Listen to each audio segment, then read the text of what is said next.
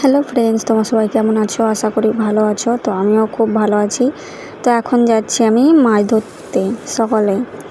তো পুরো রেডি হয়ে গেছি, ময়দা সেনে নিয়েছি, এবার ছিপটা নিয়ে আমি যাচ্ছি। তো ভাবলাম মাছ ধরবো, ভালোই হবে। তো দেখতেই পাচ্ছ পুরো জঙ্গলও হয়ে আছে, একদম নোংরা হয়ে আছে। তো গিয়েই দেখি একটা সাপ।